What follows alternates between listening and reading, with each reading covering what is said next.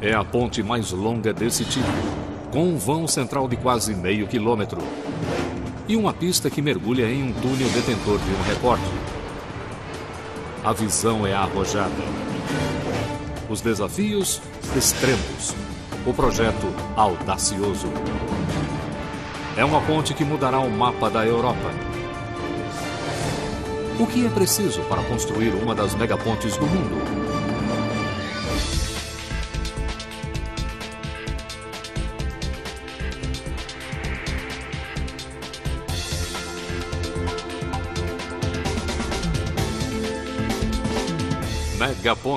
Megapontes Escandinávia. Na Europa setentrional, o Mar Báltico junta-se ao Mar do Norte no Estreito de Øresund. Um trecho de 16 quilômetros de largura de água de clima horrível que separa a Dinamarca da Suécia.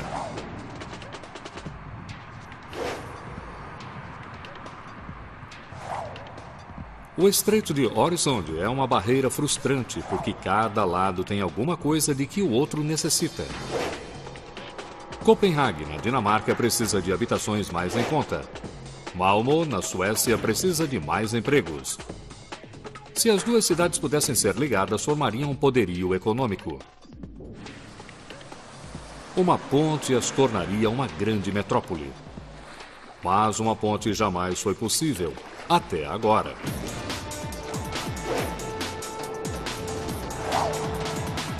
A ponte de Øresund é uma das pontes mais longas do mundo. Ela suporta veículos assim como o peso de imensos trens. 1.090 metros de estrada e ferrovia presos a 160 cabos. 60 metros acima do oceano. As torres de sustentação elevam-se a 204 metros, fazendo da ponte de Øresund uma das mais altas estruturas de cimento da Suécia.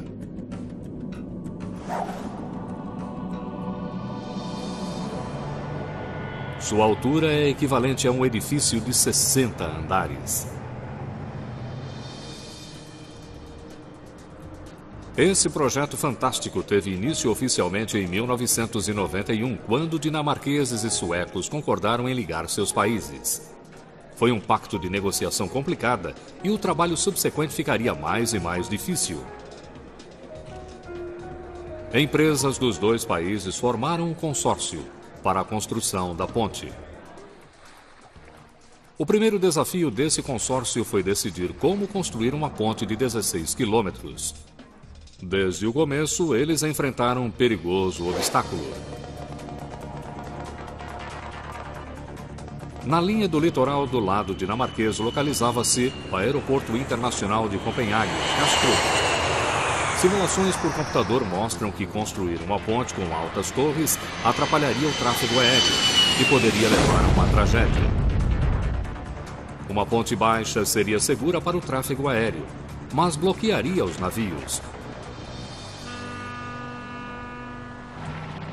Dando-se conta de que seria difícil construir sobre a água, os engenheiros consideraram construir um túnel sob o mar de 16 quilômetros.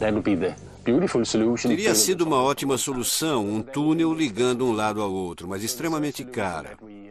A terceira solução pela qual decidimos era naturalmente construir a ponte em parte e depois um túnel chegando próximo ao aeroporto. Uma ponte teria sido mais fácil ou mais barato, mas não era boa ideia devido aos aviões. Mas combinar uma ponte e um túnel constituiu-se um novo e grande desafio. Como um túnel se transforma em ponte em pleno mar aberto? Os engenheiros tinham de encontrar terra firme onde o túnel pudesse emergir. Precisavam de uma ilha. Infelizmente, não existia uma ilha. Assim, eles decidiram construir uma, da estaca zero. Quando foi completada, a Dinamarca havia aumentado seu tamanho em 1,3 milhões de metros quadrados. Com 4 quilômetros de túnel e 4 quilômetros de ilha, restavam 8 quilômetros a serem cobertos pela ponte. Mais uma vez, uma ponte baixa foi descartada por causa do grande movimento de barcos. mas não havia aeroporto no litoral sueco. Os engenheiros poderiam, então, construir uma ponte da altura que quisessem. E era preciso que fosse muito alta. Para escapar do tráfego de barcos, a ponte precisaria estar no mínimo 60 metros acima da água e o vão central precisaria ter mais de 450 metros de comprimento. Para aceitar o desafio de fazer a melhor ponte possível, o consórcio instituiu uma concorrência de projetos. Uma das propostas mais espetaculares foi construir a maior ponte em arco do mundo.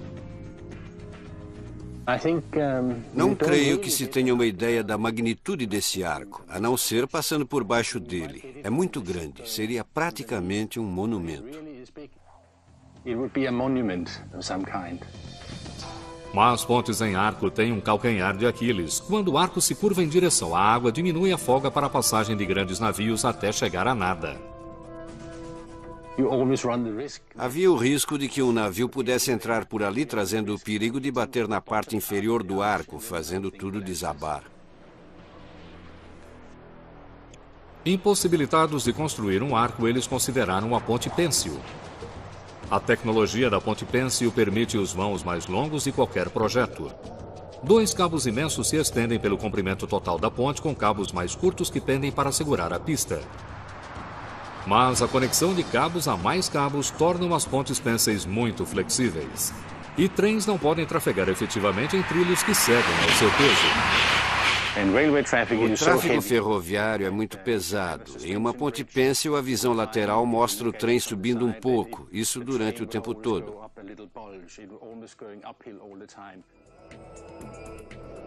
Ponte pênsil e ponte em arco foram ambas descartadas.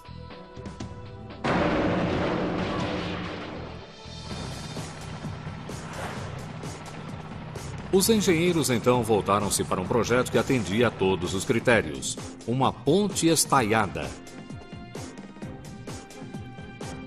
Sua estrutura é rígida o suficiente para o tráfego pesado de trens porque os cabos de sustentação ligam-se diretamente a torres fixas.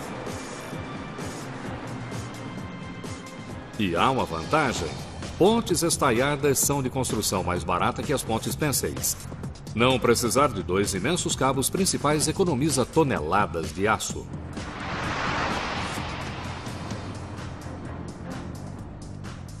A decisão foi tomada. O projeto que mais atendia às necessidades de Øresund era uma ponte estaiada alta de 2 níveis com 4 pistas em cima e uma ferrovia de alta velocidade embaixo.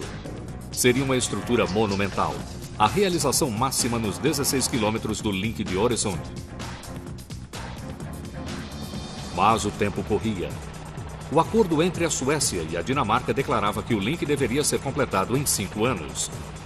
Seriam 5 anos para construir uma ilha artificial, uma ponte recordista e o maior túnel de seu tipo.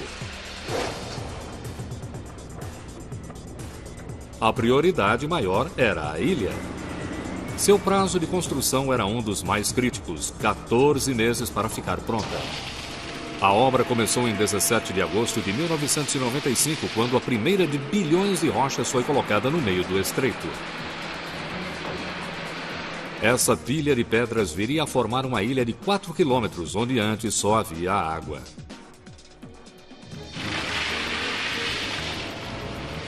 O primeiro passo foi estabelecer o perímetro.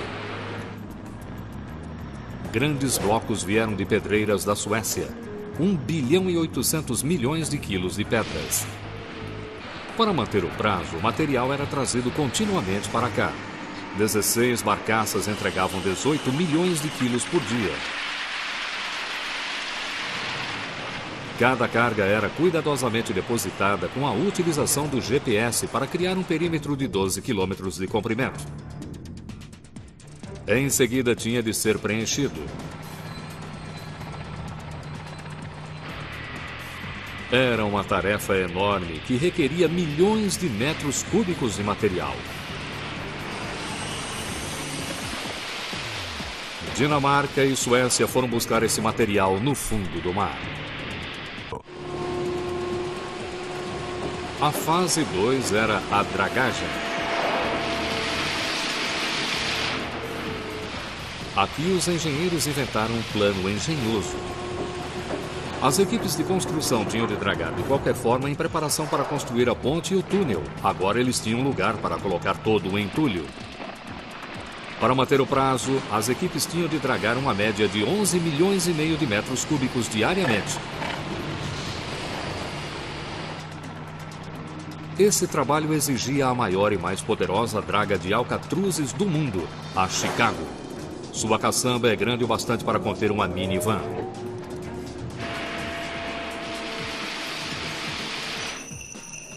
Um movimento de sua pá gigantesca pode escavar 22 metros cúbicos de leito do mar. Sua plataforma flutuante é tão grande que trechos do Mar Báltico não tinham profundidade para ela. Era preciso dragar uma rota para ela mesma, só para navegar até os canteiros de obra. Mas a dragagem era apenas a primeira parte do projeto. As equipes depois teriam de transportar uma quantidade assombrosa de terra dragada. Reuniu-se uma frota de 50 navios. Para seus pilotos, era um trabalho perigoso. Era preciso uma habilidade especial para transportar a carga enorme, lutando contra as fortes correntes, o mau tempo e a pouca profundidade. O maior trabalho de drenagem era a vala para o túnel submerso, com 11 metros de profundidade, 46 de largura e 4 quilômetros. Um total de 2 milhões de metros cúbicos de leito do mar. Já seria difícil dragar se estivessem lidando apenas com lama e pedras, mas não era isso.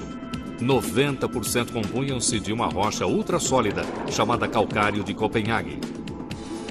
Nem mesmo a Chicago poderia escavá-la. Então os construtores recorreram à mais poderosa draga de corte e sucção do mundo, a Castor.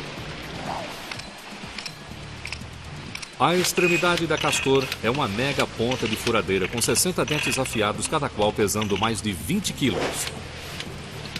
Às vezes é chamada de o cone giratório da morte. Mas mesmo sob todo esse poder de fogo, o calcário de Copenhague não se rendeu facilmente. Ele destruía 200 dentes por dia. No total, 52 mil foram substituídos. A Castor é mais que uma furadeira extremamente grande. Ela agia também como um aspirador. Ao despedaçar o calcário, ela também aspirava o entulho. Bombas gigantescas então empurravam as pedras e a água através de 4 quilômetros de tubulação até chegar à ilha. Os fragmentos do calcário eram tão abrasivos que desgastaram o interior da tubulação.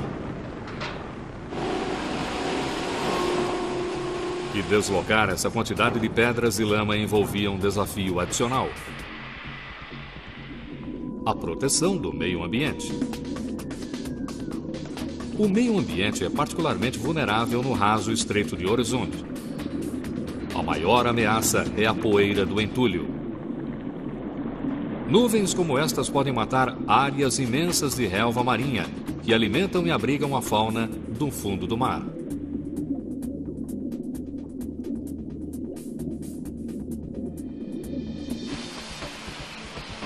Para a Dinamarca e a Suécia, os danos ao meio ambiente poderiam cancelar o acordo. Um pacto foi feito. Se mais de 5% do entulho fossem espalhados, a dragagem seria interrompida, uma decisão que poria em risco todo o projeto.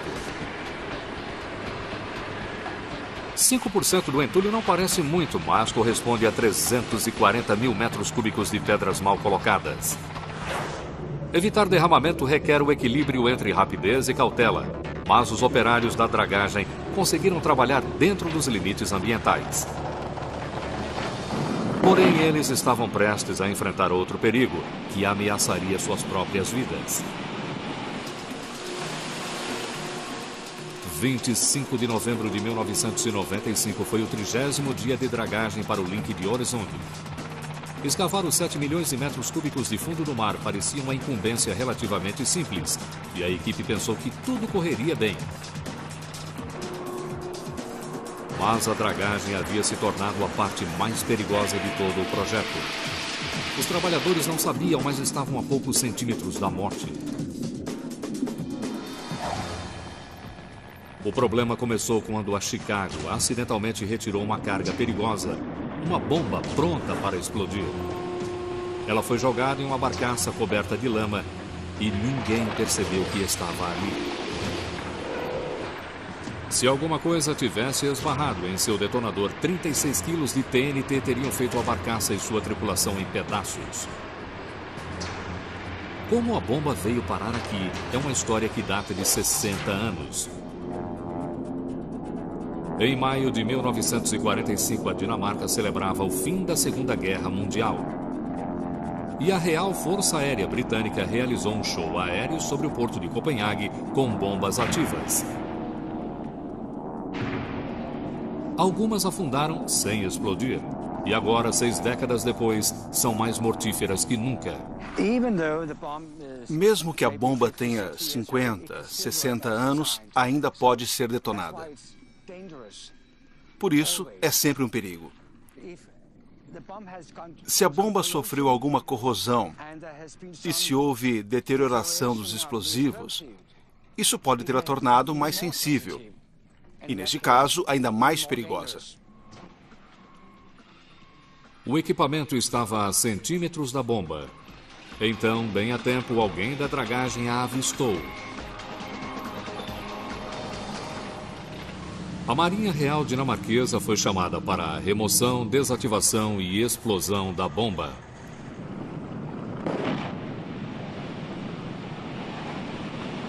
Estes peritos em bombas sabiam muito bem que o resultado poderia ter sido trágico.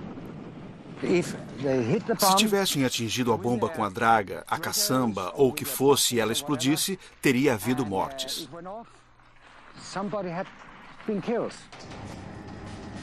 Foi por pouco, para a equipe e para o cronograma. Depois de se livrarem da bomba, a dragagem continuou. Mas o alívio durou pouco. Logo, outras bombas foram encontradas.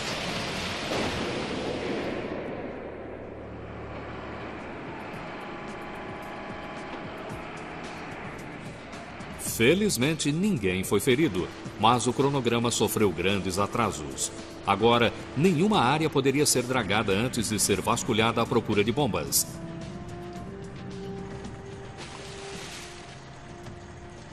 16 delas foram removidas e destruídas. A segurança era mais importante que o cronograma.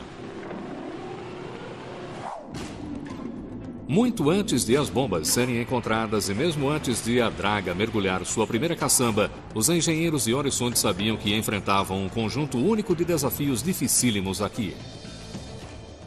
A Dinamarca e a Suécia eram separadas por 16 quilômetros de água entre suas margens, mas a diferença cultural entre os países era muito maior. Eram 2 países diferentes, com diferentes idiomas, moeda corrente e diferentes formas de comportamento. Os carros nem mesmo andavam no mesmo lado da rua, até os anos 50. E os trens ainda trafegam pelo lado direito na Dinamarca e esquerdo na Suécia. Eles também funcionam em voltagens elétricas diferentes e usam diferentes sinais e frequências de rádio. Antes nada disso importava, porque os países jamais tinham sido ligados. Mas agora era um quebra-cabeça que tinha de ser resolvido antes da inauguração da ponte. Os engenheiros precisaram desenhar uma pedra de roseta computadorizada para que os vários computadores e trens pudessem se comunicar. Também precisaram criar um vocabulário padrão para que os operadores compreendessem as instruções orais. E os projetistas tiveram de inventar um equipamento elétrico que mudasse a voltagem dos trens de 25.000 volts para 15.000 volts quando em alta velocidade. As soluções eram tão complicadas que cada novo trem tinha de ser testado, sem passageiros, antes de poder utilizar o link de Oresund. E também havia um problema com emergências. O equipamento de combate a incêndio de um país era diferente no outro. A melhor solução foi colocar as 2 manilhas em cada hidrante. Os menores detalhes exigiam colaboração. Os países nem usavam o mesmo nome para o estreito. A palavra Øresund é uma mistura das versões dinamarquesa e sueca. Enquanto alguns membros da equipe pensavam em um nome para o link, outros continuavam a pensar como construí-lo. Os projetos pediam um túnel submerso maior que qualquer outro jamais construído. O primeiro passo foi construir uma fábrica para fazer as partes do túnel. A ideia era construir um túnel em 20 segmentos e depois juntá-los na vala. Até os segmentos viriam a quebrar o recorde mundial em tamanho. Eles tinham 175 metros de comprimento, 38 metros de largura e 8 metros e meio de altura, com 2 túneis para tráfego, 2 para ferrovia e 1 para saída de emergência. Um segmento enorme tinha de ser construído a cada mês, durante 20 meses. Na Dinamarca, a construção do túnel começou com 40 milhões de quilos, 40 mil toneladas de barras de aço reforçado. Elas eram dobradas e soldadas em uma imensa gaiola de aço e então colocadas em um molde enorme. Depois, a estrutura maciça era revestida com quase 8 trilhões de litros de concreto. De todas as partes descomunais do link de Øresund, os elementos do túnel eram de longe os maiores. Eles tinham o comprimento de 2 campos de futebol e a altura de uma casa de 3 andares. Uma única peça tinha o peso astronômico de 55 mil toneladas.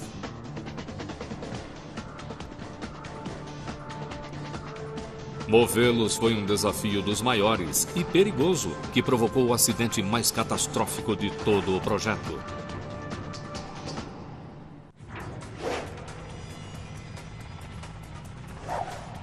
Cada segmento do túnel pesava mais que o equivalente a 24 ônibus espaciais. Todos juntos continham concreto suficiente para pavimentar uma estrada em volta da Terra 2 vezes.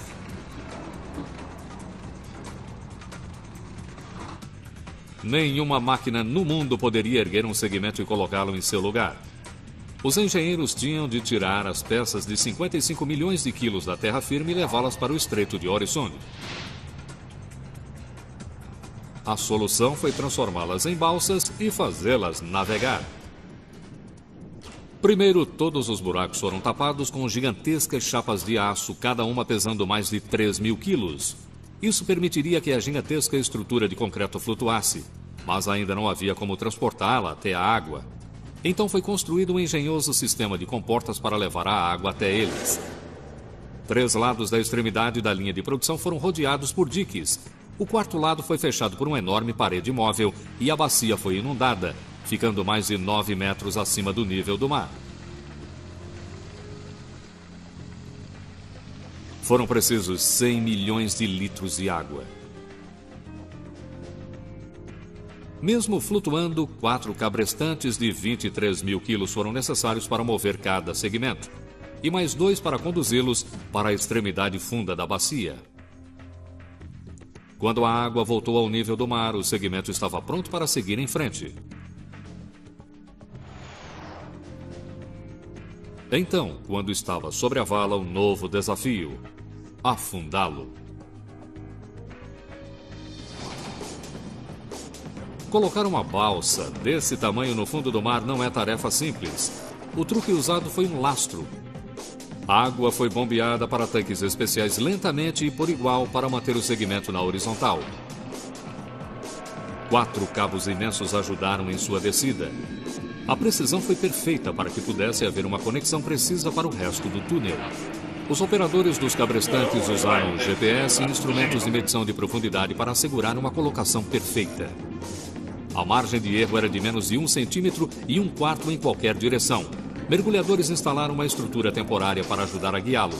Então, quando atingiu o fundo do mar, os operadores do cabrestante empurraram-no firmemente de encontro ao segmento anterior. A água salgada entre os segmentos foi bombeada. As chapas de aço foram removidas e, para impedir que o túnel flutuasse novamente, toda a extensão da rodovia foi preenchida com concreto chegando a quase 1 metro de espessura e rochas foram empilhadas em cima. O sistema funcionou perfeitamente com os primeiros 12 segmentos do túnel, mas o 13º teve tratamento especial.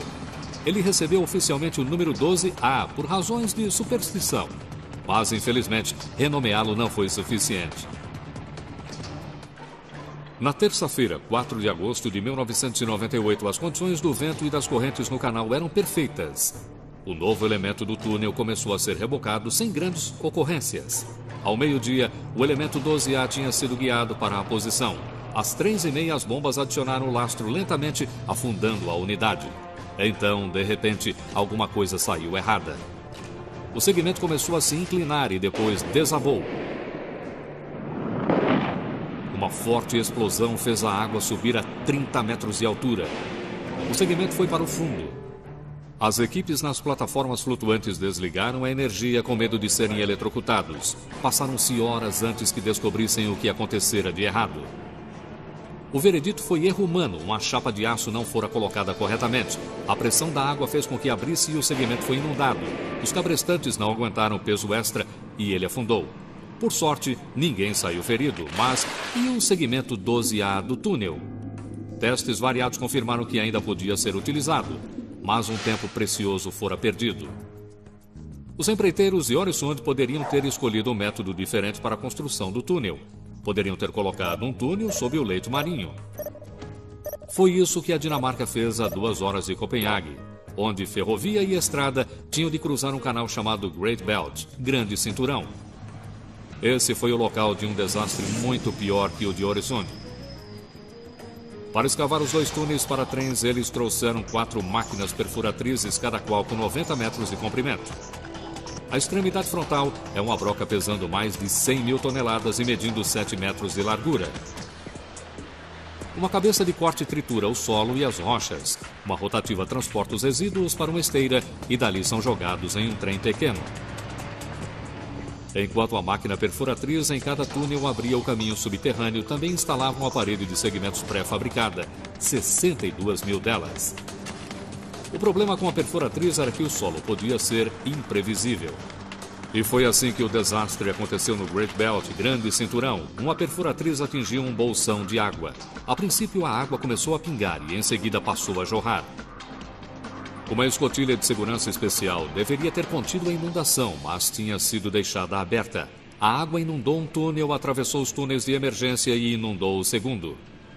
Demorou 1 ano para o projeto ser retomado.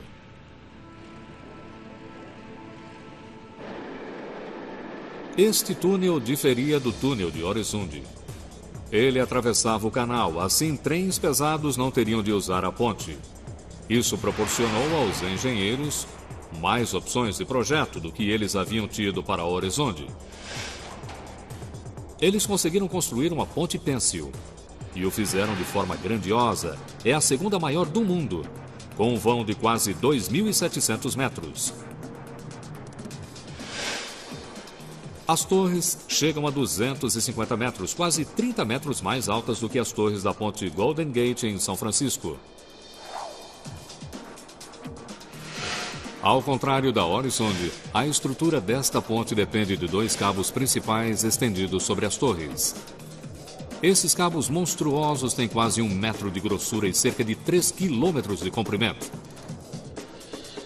Os cabos principais são feitos com mais de 18 mil fios, cada qual mais fino que um lápis. Eles não são torcidos juntos, em vez disso são esticados um ao lado do outro, formando um feixe. Os cabos, depois de prontos, pesam mais de 9,5 milhões de quilos cada um. O truque da construção de uma ponte pêncil é ancorar cada extremidade do cabo. Para a ponte Great Belt, Grande Cinturão, os blocos eram enormes, pareciam pequenas ilhas. Cada um pesava mais de 300 mil toneladas. Pontes estaiadas, como a de Øresund, não tem nada disso. Blocos de ancoragem são usados apenas em pontes pênceis. Mas o cabo não pode ser somente enterrado no concreto, porque seria puxado para fora. O peso tem de ser espalhado por uma grande área. Enquanto o cabo entra no bloco de ancoragem, os fios reúnem-se em grupos cada vez menores. Quando os fios do Great Belt, grande cinturão, chegam ao concreto, seu peso é espalhado por 64 metros quadrados. É fácil ver a flexibilidade do cabo no bloco de ancoragem. É possível movê-lo com as mãos. Levaria algum tempo, mas ele começaria a se mexer. Agora está se movendo um pouquinho, 3 ou 4 milímetros. Mas está se movendo de cima para baixo, para o bloco de ancoragem. Era esse tipo de flexibilidade que a ponte de Øresund precisava evitar. Tinha de ser rígida para aguentar o peso tremendo do tráfego de automóveis e trens. E era preciso uma engenharia fantástica se pretendia quebrar recordes mundiais. Ter de construir uma seção de ponte de altura e tamanho tão grandes criou o maior desafio de todo o projeto Øresund. Os engenheiros avançavam com toda a rapidez para cumprir o prazo de julho de 2000. As últimas pedras tinham sido colocadas na ilha artificial e os elementos do túnel afundados. Chegara o momento de construir a mais longa ponte estaiada para veículos e trens.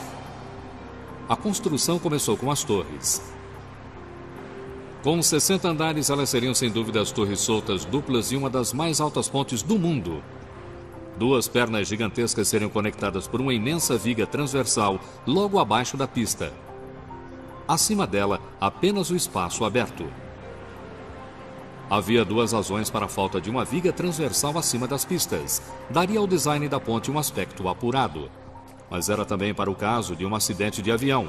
Se este desastre simulado por um computador viesse a se tornar realidade, torres livres ajudariam a ponte a resistir. Sem uma viga transversal sobre a estrada, as torres seriam mais flexíveis.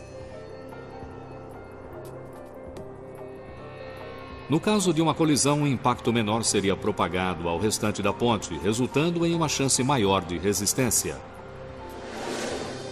A construção das torres começou em terra. Assim como os segmentos do túnel, as fundações foram montadas em um dique seco. Elas eram enormes e suas bases cobriam 1.500 metros quadrados, terreno suficiente para uma casa com garagem e jardim. Seu peso morto ultrapassava 18 milhões de quilos. Eram muito mais leves do que os segmentos do túnel, mas movê-las era mais complicado. Elas mediam 22 metros de altura. O Estreito de Øresund tinha apenas 7,5 metros de profundidade, então elas não poderiam flutuar como uma balsa. Tinham de ser transportadas. Mas não existia uma embarcação capaz de fazer isso. Assim, os engenheiros da Øresund construíram uma. Eles começaram com 2 barcaças imensas que, com as extremidades unidas, formaram um tipo de catamarã.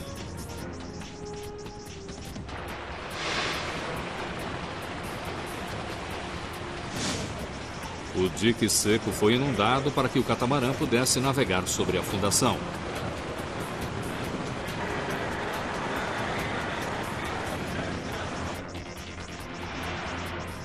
Foram necessários 5 enormes rebocadores para deslocar esse equipamento para o canal.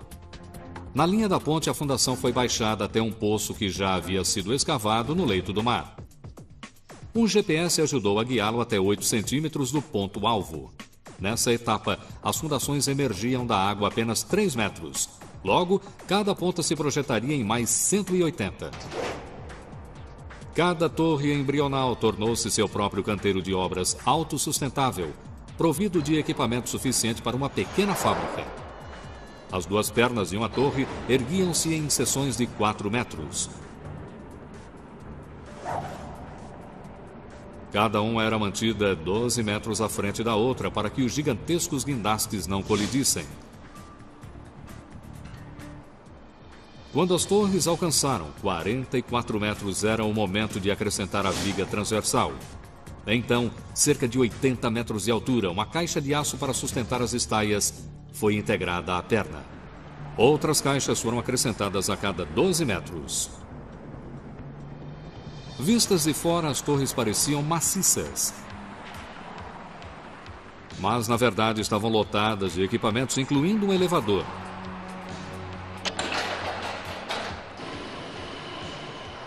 Há uma abertura no topo das torres.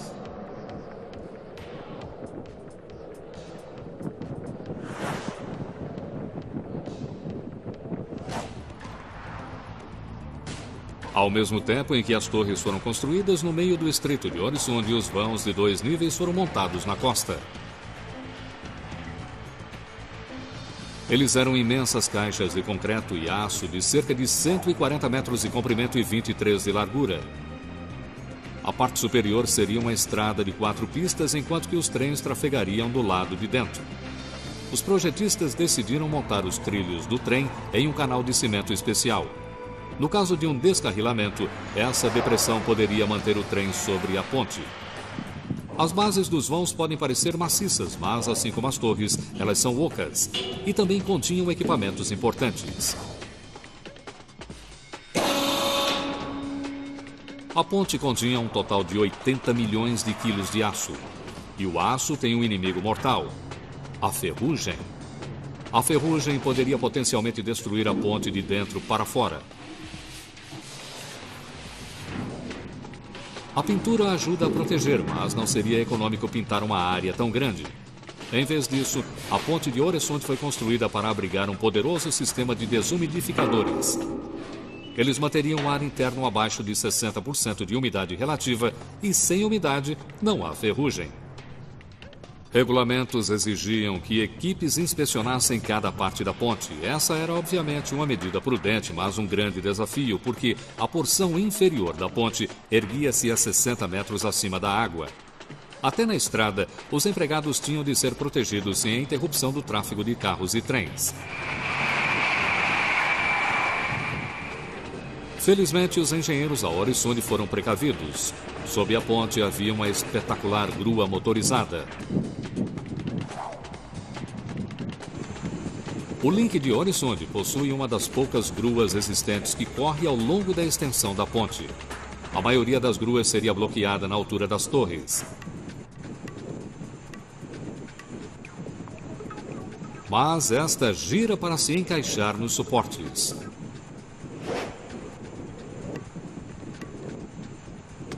Do outro lado da torre, a grua gira novamente e continua seu caminho.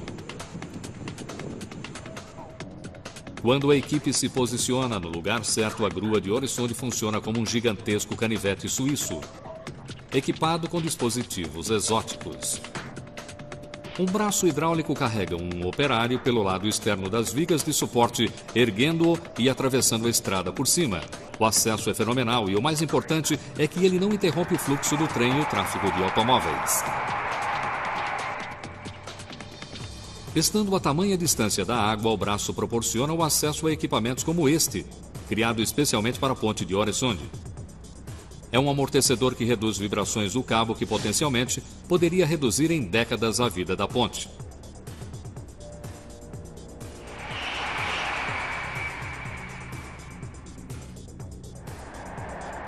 A grua possui outro aparato usado para inspecionar as torres. Essa caçamba suspensa desce 60 metros perto do nível da água, transportando operários que verificam se há rachaduras no concreto e trocam lâmpadas que orientam embarcações nos canais de navegação.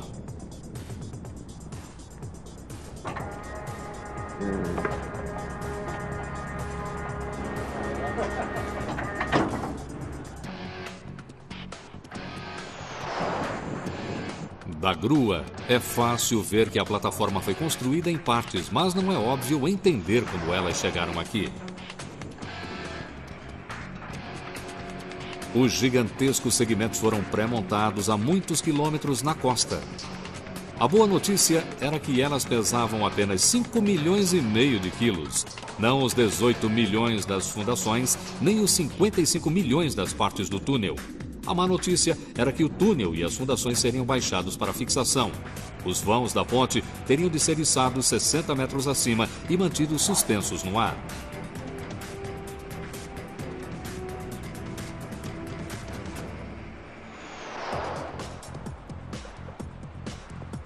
De qualquer forma, o Link de Oresund foi um dos projetos de engenharia mais ambiciosos do século XX. Os empreiteiros construíram, do nada, uma ilha artificial de aproximadamente 9 quilômetros. Eles escavaram 4 quilômetros do resistente calcário de Copenhague e montaram o maior túnel submerso do mundo. Agora, faltando apenas um ano, era o momento de começar a última e mais espetacular etapa da construção. Finalmente ela começaria a aparecer uma ponte.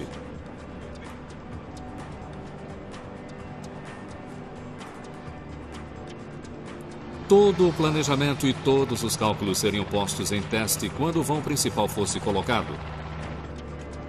Ele teria de ser alto bastante para a passagem de embarcações e forte o suficiente para suportar o peso de trens e carros. Ninguém havia construído ponte igual. Para isso seria preciso o maior guindaste flutuante da Terra, capaz de levantar mais de 7 milhões de quilos, o equivalente a 30 Boeing 737. Ele era chamado o Cisne, e esse seria o seu momento de glória. O Cisne tinha de usar 75% de sua força total para suspender cada vão. O mais alto deles ficava ao lado da torre.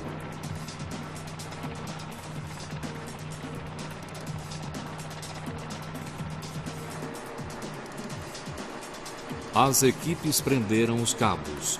O primeiro cabo media 50 metros de comprimento. Cada novo cabo seria maior que o anterior. O mais longo ultrapassaria 260 metros. O Cisne trouxe mais um vão. A estrada, sustentada por um cantilever, distanciava-se da torre e aproximava-se do recorde mundial. Era o momento mais vulnerável para a ponte. Andaimes temporários ajudavam, mas a ponte não demonstraria sua resistência total até que todas as partes estivessem assentadas. Ventos e tempestades poderiam ser desastrosos.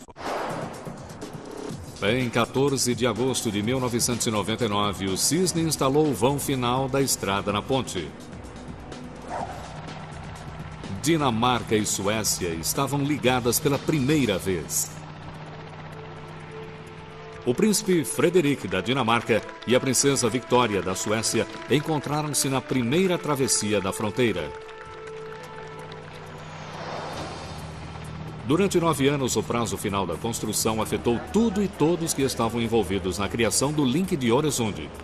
Finalmente, em 1º de julho de 2000, às 11 horas da noite, o Link de Øresund foi inaugurado oficialmente, dentro do tempo e orçamento previstos. A ponte foi inaugurada, mas os desafios não pararam por aí. Ela teria de restituir cada centavo investido em forma de pedágio. O orçamento oficial previsto para a ponte, túnel e ilha foi de cerca de 3 bilhões de dólares americanos, mas as despesas jamais terão fim, porque sempre haverá manutenção. Pouco tempo depois da inauguração, os engenheiros descobriram um problema com as grades de proteção.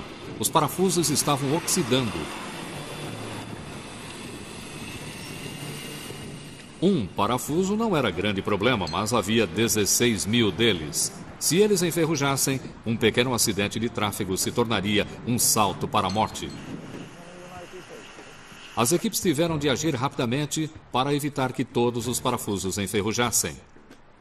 Era um trabalho enorme, mas seria melhor do que esperar e substituí-los mais tarde. Para isso, teriam de danificar o concreto.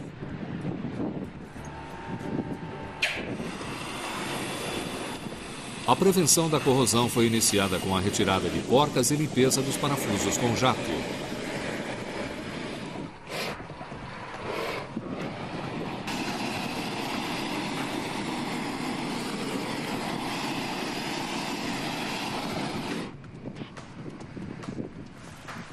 Para evitar a umidade, equipes revestiram os parafusos com gel e utilizaram arruelas mais adaptáveis.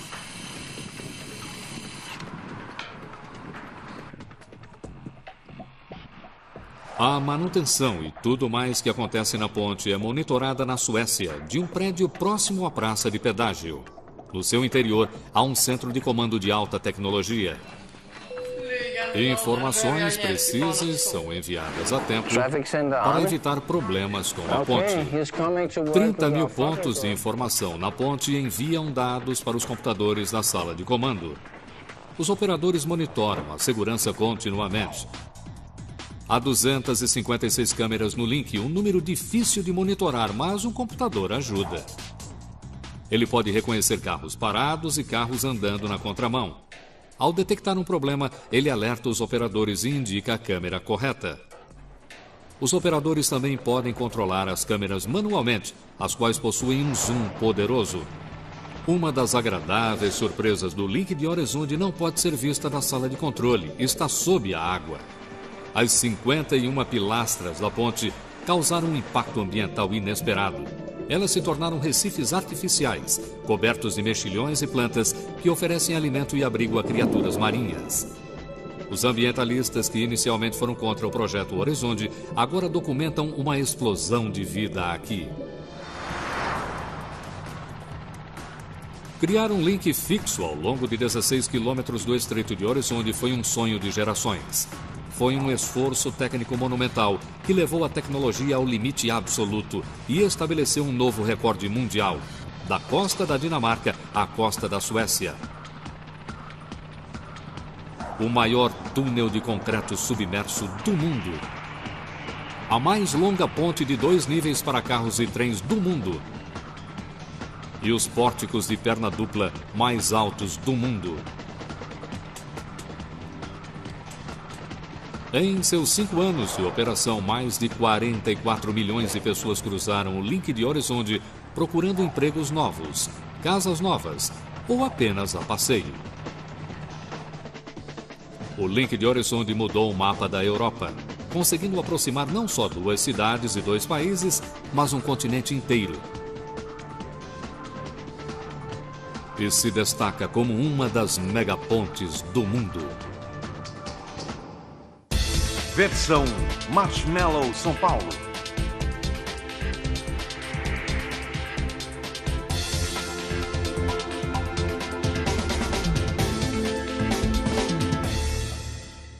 Quilos de TNT teriam feito a barcaça e sua tripulação em pedaços.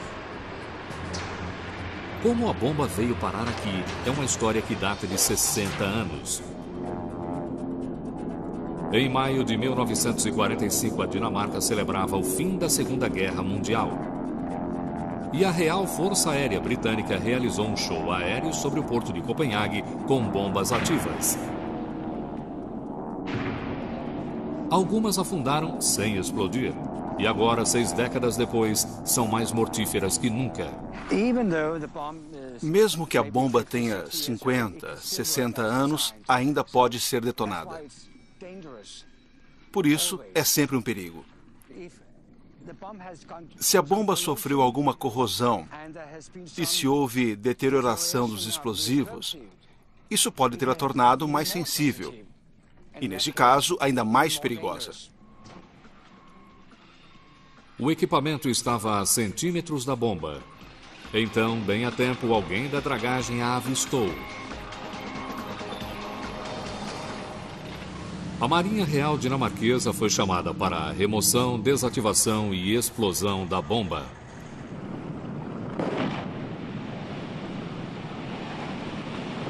Estes peritos em bombas sabiam muito bem que o resultado poderia ter sido trágico.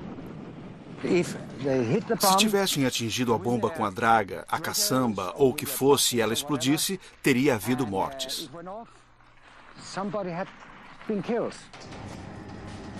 Foi por pouco, para a equipe e para o cronograma. Depois de se livrarem da bomba, a dragagem continuou. Mas o alívio durou pouco. Logo, outras bombas foram encontradas.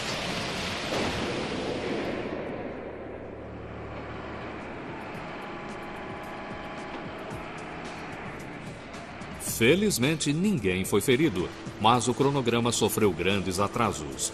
Agora, nenhuma área poderia ser dragada antes de ser vasculhada à procura de bombas. –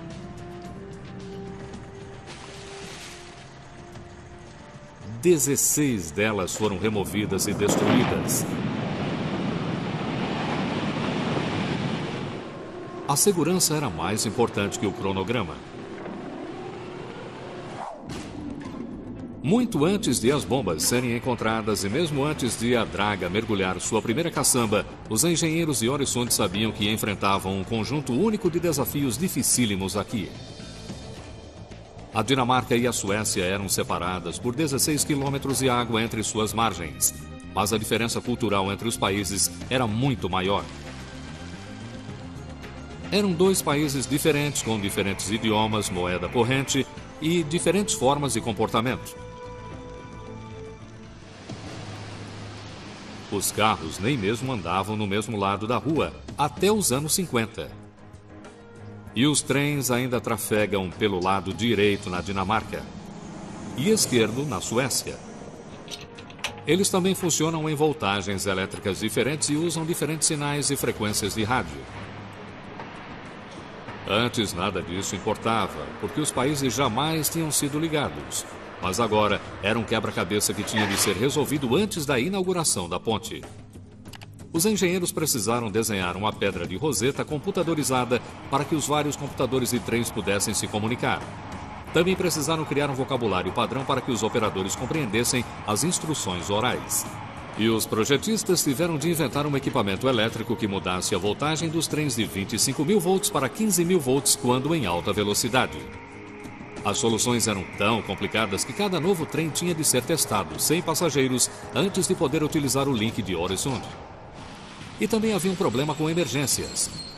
O equipamento de combate a incêndio de um país era diferente no outro. A melhor solução foi colocar as duas manilhas em cada hidrante. Os menores detalhes exigiam colaboração. Os países nem usavam o mesmo nome para o estreito. A palavra Øresund é uma mistura das versões dinamarquesa e sueca. Enquanto alguns membros da equipe pensavam em um nome para o link, outros continuavam a pensar como construí-lo. Os projetos pediam um túnel submerso maior que qualquer outro jamais construído. O primeiro passo foi construir uma fábrica para fazer as partes do túnel. A ideia era construir um túnel em 20 segmentos e depois juntá-los na vala. Até os segmentos viriam a quebrar o recorde mundial em tamanho. Eles tinham 175 metros de comprimento, 38 metros de largura e 8,5 metros de altura, com 2 túneis para tráfego, 2 para ferrovia e 1 para saída de emergência. Um segmento enorme tinha de ser construído a cada mês, durante 20 meses. Na Dinamarca, a construção do túnel começou com 40 milhões de quilos, 40 mil toneladas de barras de aço reforçado. Elas eram dobradas e soldadas em uma imensa gaiola de aço e então colocadas em um molde enorme. Depois, a estrutura maciça era revestida com quase 8 trilhões de litros de concreto. De todas as partes descomunais do link de Øresund, os elementos do túnel eram de longe os maiores. Eles tinham o comprimento de 2 campos de futebol e a altura de uma casa de 3 andares. Uma única peça tinha o peso astronômico de 55 mil toneladas.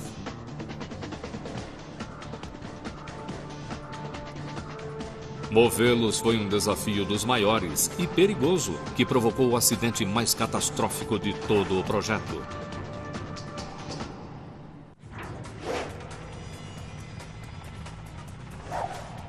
Cada segmento do túnel pesava mais que o equivalente a 24 ônibus espaciais. Todos juntos continham concreto suficiente para pavimentar uma estrada em volta da Terra 2 vezes.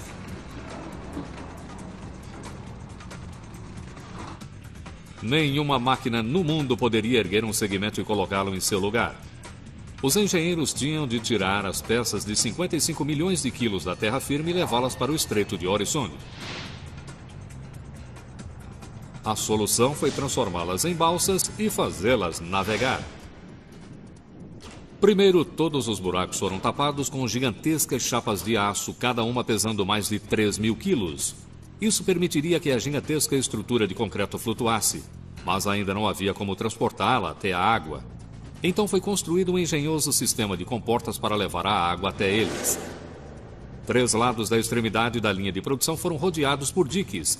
O quarto lado foi fechado por uma enorme parede móvel e a bacia foi inundada, ficando mais de 9 metros acima do nível do mar. Foram precisos 100 milhões de litros de água. É a ponte mais longa desse tipo, com um vão central de quase meio quilômetro e uma pista que mergulha em um túnel detentor de um recorde. A visão é arrojada. Os desafios extremos. O projeto audacioso. É uma ponte que mudará o mapa da Europa. O que é preciso para construir uma das megapontes do mundo?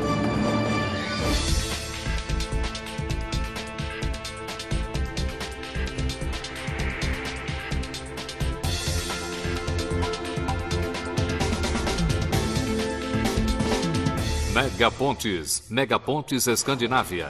Na Europa setentrional, o Mar Báltico junta-se ao Mar do Norte no Estreito de Øresund. Um trecho de 16 quilômetros de largura de água de clima horrível que separa a Dinamarca da Suécia.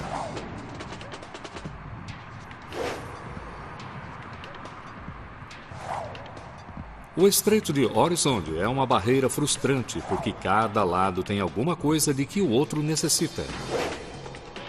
Copenhague, na Dinamarca, precisa de habitações mais em conta. Malmö, na Suécia, precisa de mais empregos. Se as duas cidades pudessem ser ligadas, formariam um poderio econômico. Uma ponte as tornaria uma grande metrópole. Mas uma ponte jamais foi possível, até agora.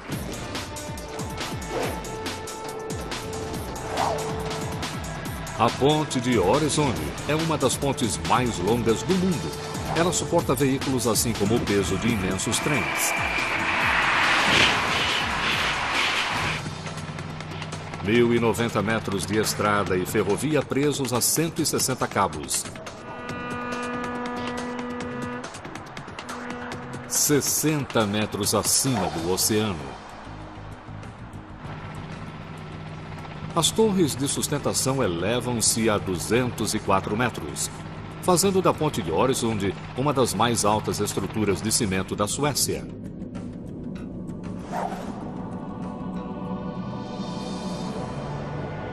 Sua altura é equivalente a um edifício de 60 andares. Esse projeto fantástico teve início oficialmente em 1991, quando dinamarqueses e suecos concordaram em ligar seus países. Foi um pacto de negociação complicada e o trabalho subsequente ficaria mais e mais difícil. Empresas dos dois países formaram um consórcio para a construção da ponte. O primeiro desafio desse consórcio foi decidir como construir uma ponte de 16 quilômetros. Desde o começo, eles enfrentaram um perigoso obstáculo. Na linha do litoral do lado dinamarquês localizava-se o Aeroporto Internacional de Copenhague, Kastrup. Simulações por computador mostram que construir uma ponte com altas torres atrapalharia o tráfego aéreo e poderia levar a uma tragédia. Uma ponte baixa seria segura para o tráfego aéreo, mas bloquearia os navios. Dando-se conta de que seria difícil construir sobre a água, os engenheiros consideraram construir um túnel sob o mar de 16 quilômetros. Teria sido uma ótima solução um túnel ligando um lado ao outro, mas extremamente cara.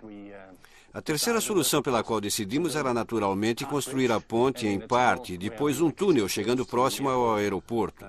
Uma ponte teria sido mais fácil ou mais barato, mas não era boa ideia devido aos aviões. Mas combinar uma ponte e um túnel constituiu-se um novo e grande desafio. Como um túnel se transforma em ponte em pleno mar aberto? Os engenheiros tinham de encontrar terra firme onde o túnel pudesse emergir. Precisavam de uma ilha. Infelizmente, não existia uma ilha. Assim, eles decidiram construir uma, da estaca zero. Quando foi completada, a Dinamarca havia aumentado seu tamanho em 1,3 milhões de metros quadrados. Com 4 quilômetros de túnel e 4 quilômetros de ilha, restavam 8 quilômetros a serem cobertos pela ponte. Mais uma vez, uma ponte baixa foi descartada por causa do grande movimento de barcos, mas não havia aeroporto no litoral sueco. Os engenheiros poderiam então construir uma ponte da altura que quisessem. E era preciso que fosse muito alta. Para escapar do tráfego de barcos, a ponte precisaria estar no mínimo 60 metros acima da água e o vão central precisaria ter mais de 450 metros de comprimento. Para aceitar o desafio de fazer a melhor ponte possível, o consórcio instituiu uma concorrência de projetos. Uma das propostas mais espetaculares foi construir a maior ponte em arco do mundo. Não creio que se tenha uma ideia da magnitude desse arco, a não ser passando por baixo dele. É muito grande, seria praticamente um monumento. Mas pontes em arco têm um calcanhar de Aquiles. Quando o arco se curva em direção à água, diminui a folga para a passagem de grandes navios até chegar a nada. Havia o risco de que um navio pudesse entrar por ali, trazendo o perigo de bater na parte inferior do arco, fazendo tudo desabar. Impossibilitados de construir um arco, eles consideraram a ponte pêncil. A tecnologia da ponte pêncil permite os vãos mais longos de qualquer projeto. 2 cabos imensos se estendem pelo comprimento total da ponte, com cabos mais curtos que pendem para segurar a pista. Mas a conexão de cabos a mais cabos tornam as pontes pênseis muito flexíveis. E trens não podem trafegar efetivamente em trilhos que cedem ao seu peso.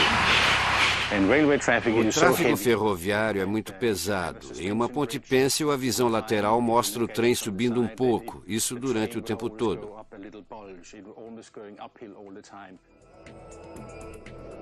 Ponte pêncil e ponte em arco foram ambas descartadas.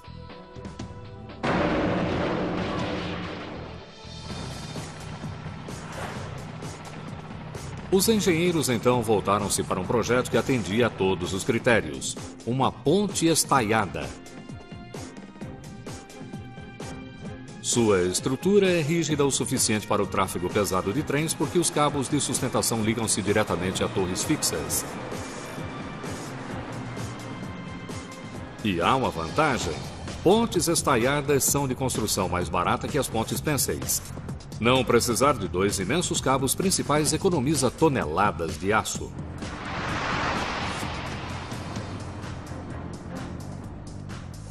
A decisão foi tomada. O projeto que mais atendia às necessidades últimas pedras tinham sido colocadas na ilha artificial e os elementos do túnel afundados. Chegara o momento de construir a mais longa ponte estaiada para veículos e trens. A construção começou com as torres. Com 60 andares, elas seriam sem dúvida as torres soltas duplas e uma das mais altas pontes do mundo. 2 pernas gigantescas seriam conectadas por uma imensa viga transversal logo abaixo da pista. Acima dela, apenas o espaço aberto. Havia 2 razões para a falta de uma viga transversal acima das pistas. Daria ao design da ponte um aspecto apurado. Mas era também para o caso de um acidente de avião. Se este desastre simulado por um computador viesse a se tornar realidade, torres livres ajudariam a ponte a resistir. Sem uma viga transversal sobre a estrada, as torres seriam mais flexíveis. No caso de uma colisão, um impacto menor seria propagado ao restante da ponte, resultando em uma chance maior de resistência. A construção das torres começou em terra. Assim como os segmentos do túnel, as fundações foram montadas em um dique seco. Elas eram enormes e suas bases cobriam 1.500 metros quadrados, terreno suficiente para uma casa com garagem e jardim. Seu peso morto ultrapassava 18 milhões de quilos. Eram muito mais leves do que os segmentos do túnel, mas movê-las era mais complicado. Elas mediam 22 metros de altura. O estreito de Øresund tinha apenas 7,5 metros de profundidade, então elas não poderiam flutuar como uma balsa. Tinham de ser transportadas. Mas não existia uma embarcação capaz de fazer isso. Assim, os engenheiros da Horizonte construíram uma. Eles começaram com 2 barcaças imensas que, com as extremidades unidas, formaram um tipo de catamarã.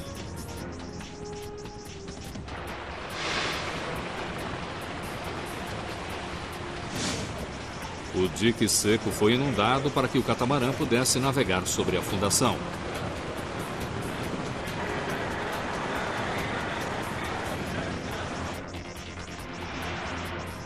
Foram necessários 5 enormes rebocadores para deslocar esse equipamento para o canal. Na linha da ponte, a fundação foi baixada até um poço que já havia sido escavado no leito do mar. Um GPS ajudou a guiá-lo até 8 centímetros do ponto-alvo. Nessa etapa, as fundações emergiam da água apenas 3 metros. Logo, cada ponta se projetaria em mais 180. Cada torre embrional tornou-se seu próprio canteiro de obras autossustentável, provido de equipamento suficiente para uma pequena fábrica. As 2 pernas de uma torre erguiam-se em seções de 4 metros. Cada uma era mantida 12 metros à frente da outra para que os gigantescos guindastes não colidissem. Quando as torres alcançaram 44 metros, era o momento de acrescentar a viga transversal. Então, cerca de 80 metros de altura, uma caixa de aço para sustentar as estaias foi integrada à perna. Outras caixas foram acrescentadas a cada 12 metros. Vistas de fora, as torres pareciam maciças. Mas, na verdade, estavam lotadas de equipamentos, incluindo um elevador.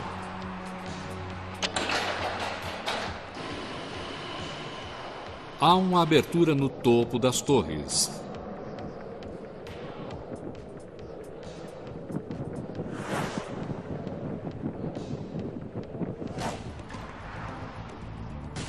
Ao mesmo tempo em que as torres foram construídas no meio do Estreito de Horizonte, os vãos de 2 níveis foram montados na costa. Eles eram imensas caixas de concreto e aço de cerca de 140 metros de comprimento e 23 de largura. A parte superior seria uma estrada de 4 pistas, enquanto que os trens trafegariam do lado de dentro. Os projetistas decidiram montar os trilhos do trem em um canal de cimento especial. No caso de um descarrilamento, essa depressão poderia manter o trem sobre a ponte. As bases dos vãos podem parecer maciças, mas, assim como as torres, elas são ocas e também continham equipamentos importantes. A ponte continha um total de 80 milhões de quilos de aço. E o aço tem um inimigo mortal: a ferrugem. A ferrugem poderia potencialmente destruir a ponte de dentro para fora. A pintura ajuda a proteger, mas não seria econômico pintar uma área tão grande. Em vez disso, a ponte de Horizonte foi construída para abrigar um poderoso sistema de desumidificadores. Eles manteriam o ar interno abaixo de 60% de umidade relativa e, sem umidade, não há ferrugem. Regulamentos exigiam que equipes inspecionassem cada parte da ponte. Essa era, obviamente, uma medida prudente, mas um grande desafio, porque a porção inferior da ponte erguia-se a 60 metros acima da água. Até na estrada, os empregados tinham de ser protegidos sem a interrupção do tráfego de carros e trens. Felizmente, os engenheiros da Horizonte foram precavidos. Sob a ponte havia uma espetacular grua motorizada. O Link de Horizonte possui uma das poucas gruas existentes que corre ao longo da extensão da ponte. A maioria das gruas seria bloqueada na altura das torres. Mas esta gira para se encaixar nos suportes.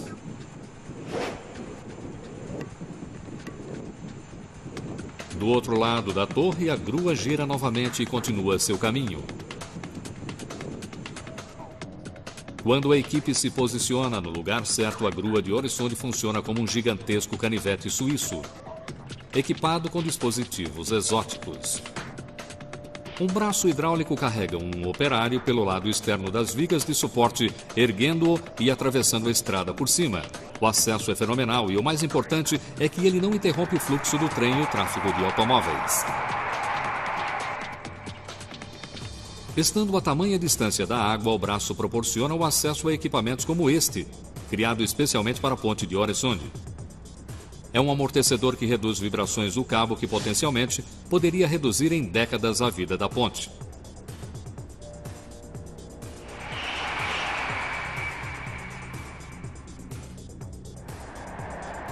A grua possui outro aparato usado para inspecionar as torres. Essa caçamba suspensa desce 60 metros perto do nível da água, transportando operários que verificam se há rachaduras no concreto e trocam lâmpadas que orientam embarcações nos canais de navegação.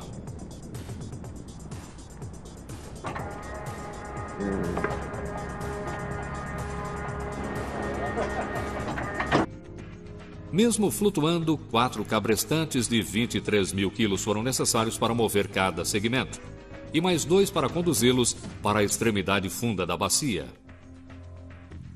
Quando a água voltou ao nível do mar, o segmento estava pronto para seguir em frente.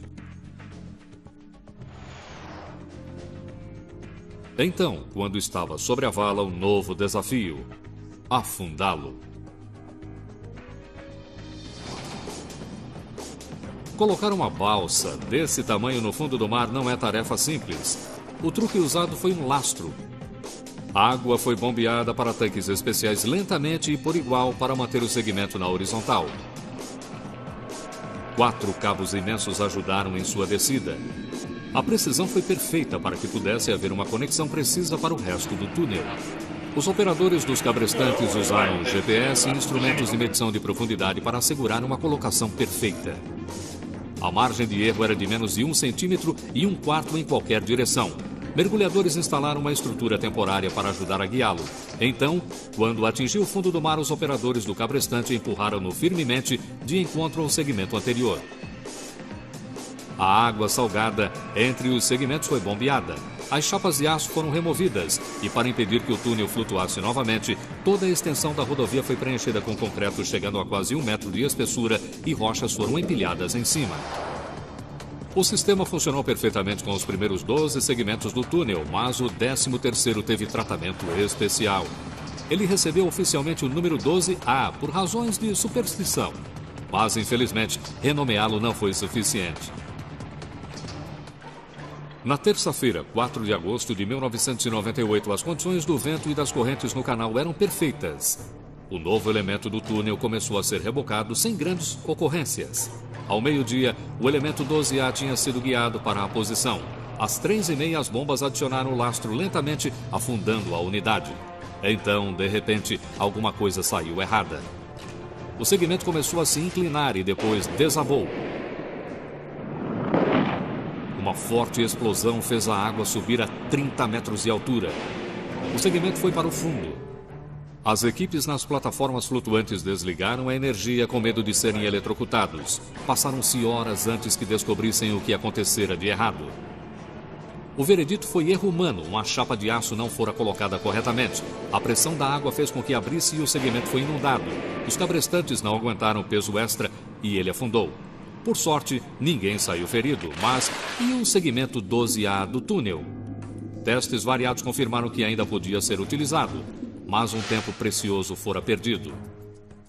Os empreiteiros de Øresund poderiam ter escolhido um método diferente para a construção do túnel. Poderiam ter colocado um túnel sob o leito marinho. Foi isso que a Dinamarca fez a 2 horas de Copenhague, onde ferrovia e estrada tinham de cruzar um canal chamado Great Belt, Grande Cinturão. Esse foi o local de um desastre muito pior que o de Øresund. Para escavar os 2 túneis para trens, eles trouxeram 4 máquinas perfuratrizes, cada qual com 90 metros de comprimento. A extremidade frontal é uma broca pesando mais de 100 mil toneladas e medindo 7 metros de largura. Uma cabeça de corte tritura o solo e as rochas. Uma rotativa transporta os resíduos para uma esteira e dali são jogados em um trem pequeno. Enquanto a máquina perfuratriz em cada túnel abria o caminho subterrâneo, também instalava uma parede de segmentos pré-fabricada, 62 mil delas.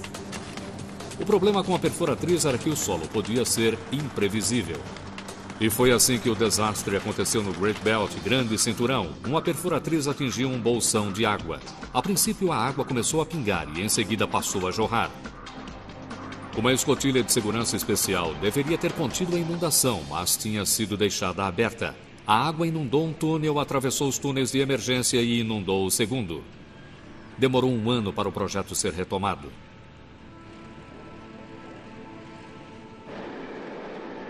Este túnel diferia do túnel de Øresund. Ele atravessava o canal, assim trens pesados não teriam de usar a ponte. Isso proporcionou aos engenheiros mais opções de projeto do que eles haviam tido para Øresund. Eles conseguiram construir uma ponte pêncil e o fizeram de forma grandiosa. É a segunda maior do mundo, com um vão de quase 2.700 metros. As torres chegam a 250 metros, quase 30 metros mais altas do que as torres da ponte Golden Gate em São Francisco.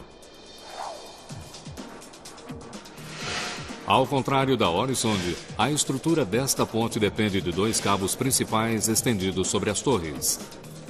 Esses cabos monstruosos têm quase 1 metro de grossura e cerca de 3 quilômetros de comprimento. Os cabos principais são feitos com mais de 18 mil fios, cada qual mais fino que um lápis. Eles não são torcidos juntos, em vez disso são esticados um ao lado do outro, formando um feixe. Os cabos, depois de prontos, pesam mais de 9,5 milhões de quilos cada um. O truque da construção de uma ponte pêncil é ancorar cada extremidade do cabo. Para a ponte Great Belt, grande cinturão, os blocos eram enormes, pareciam pequenas ilhas. Cada um pesava mais de 300 mil toneladas. Pontes estaiadas, como a de Øresund, não tem nada disso. Blocos de ancoragem são usados apenas em pontes pênceis. Mas o cabo não pode ser somente enterrado no concreto, porque seria puxado para fora. O peso tem de ser espalhado por uma grande área. Enquanto o cabo entra no bloco de ancoragem, os fios reúnem-se em grupos cada vez menores. Quando os fios do Great Belt, grande cinturão, chegam ao concreto, seu peso é espalhado por 64 metros quadrados. É fácil ver a flexibilidade do cabo no bloco de ancoragem. É possível movê-lo com as mãos. Levaria algum tempo, mas ele começaria a se mexer. Agora está se movendo um pouquinho, 3 ou 4 milímetros. Mas está se movendo de cima para baixo, para o bloco de ancoragem. Era esse tipo de flexibilidade que a ponte de Øresund precisava evitar. Tinha de ser rígida para aguentar o peso tremendo do tráfego de automóveis e trens. E era preciso uma engenharia fantástica se pretendia quebrar recordes mundiais. Ter de construir uma seção de ponte de altura e tamanho tão grandes criou o maior desafio de todo o projeto Øresund.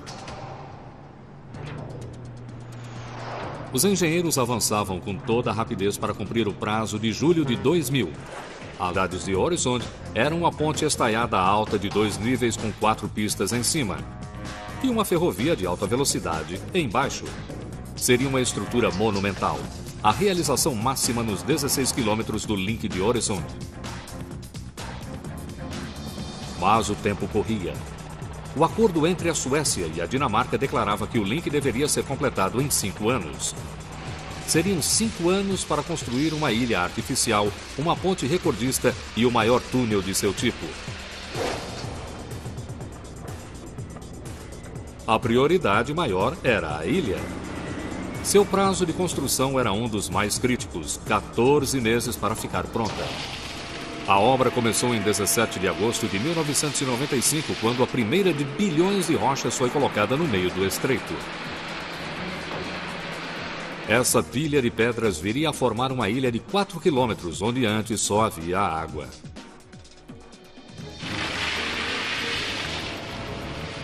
O primeiro passo foi estabelecer o perímetro. Grandes blocos vieram de pedreiras da Suécia. 1 bilhão e 800 milhões de quilos de pedras. Para manter o prazo, o material era trazido continuamente para cá. 16 barcaças entregavam 18 milhões de quilos por dia. Cada carga era cuidadosamente depositada com a utilização do GPS para criar um perímetro de 12 quilômetros de comprimento. Em seguida, tinha de ser preenchido. Era uma tarefa enorme que requeria milhões de metros cúbicos de material. Dinamarca e Suécia foram buscar esse material no fundo do mar. A fase 2 era a dragagem. Aqui os engenheiros inventaram um plano engenhoso. As equipes de construção tinham de dragar de qualquer forma em preparação para construir a ponte e o túnel. Agora eles tinham lugar para colocar todo o entulho. Para manter o prazo, as equipes tinham de dragar uma média de 11 milhões e meio de metros cúbicos diariamente. Esse trabalho exigia a maior e mais poderosa draga de alcatruzes do mundo, a Chicago. Sua caçamba é grande o bastante para conter uma minivan.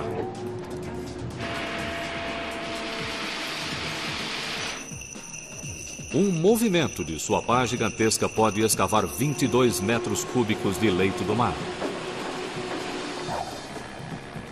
Sua plataforma flutuante é tão grande que trechos do Mar Báltico não tinham profundidade para ela. Era preciso dragar uma rota para ela mesma, só para navegar até os canteiros de obra. Mas a dragagem era apenas a primeira parte do projeto. As equipes depois teriam de transportar uma quantidade assombrosa de terra dragada. Reuniu-se uma frota de 50 navios. Para seus pilotos, era um trabalho perigoso. Era preciso uma habilidade especial para transportar a carga enorme, lutando contra as fortes correntes, o mau tempo e a pouca profundidade. O maior trabalho de drenagem era a vala para o túnel submerso com 11 metros de profundidade, 46 de largura e 4 quilômetros. Um total de 2 milhões de metros cúbicos de leito do mar. Já seria difícil dragar se estivessem lidando apenas com lama e pedras, mas não era isso. 90% compunham-se de uma rocha ultrassólida chamada calcário de Copenhague. Nem mesmo a Chicago poderia escavá-la. Então os construtores recorreram à mais poderosa draga de corte e sucção do mundo, a Castor. A extremidade da Castor é uma mega ponta de furadeira com 60 dentes afiados, cada qual pesando mais de 20 quilos. Às vezes é chamada de o cone giratório da morte. Mas mesmo sob todo esse poder de fogo, o calcário de Copenhague não se rendeu facilmente. Ele destruía 200 dentes por dia. No total, 52 mil foram substituídos. A Castor é mais que uma furadeira extremamente grande. Ela agia também como um aspirador. Ao despedaçar o calcário, ela também aspirava o entulho. Bombas gigantescas então empurravam as pedras e a água através de 4 quilômetros de tubulação até chegar à ilha. Os fragmentos do calcário eram tão abrasivos que desgastaram o interior da tubulação. E deslocar essa quantidade de pedras e lama envolvia um desafio adicional: a proteção do meio ambiente. O meio ambiente é particularmente vulnerável no raso estreito de Horizonte.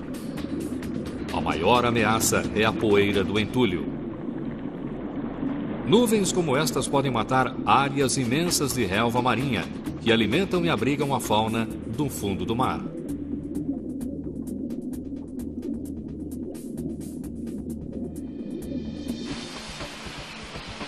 Para a Dinamarca e a Suécia, os danos ao meio ambiente poderiam cancelar o acordo. Um pacto foi feito.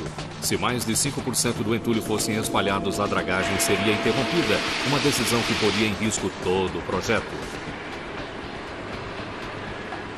5% do entulho não parece muito, mas corresponde a 340 mil metros cúbicos de pedras mal colocadas. Evitar derramamento requer o equilíbrio entre rapidez e cautela, mas os operários da dragagem conseguiram trabalhar dentro dos limites ambientais. Porém, eles estavam prestes a enfrentar outro perigo, que ameaçaria suas próprias vidas. 25 de novembro de 1995 foi o 30º dia de dragagem para o link de Horizonte. Escavar os 7 milhões de metros cúbicos de fundo do mar parecia uma incumbência relativamente simples, e a equipe pensou que tudo correria bem. Mas a dragagem havia se tornado a parte mais perigosa de todo o projeto. Os trabalhadores não sabiam, mas estavam a poucos centímetros da morte. O problema começou quando a Chicago acidentalmente retirou uma carga perigosa, uma bomba pronta para explodir. Ela foi jogada em uma barcaça coberta de lama e ninguém percebeu que estava ali. Se alguma coisa tivesse esbarrado em seu detonador 36 kg,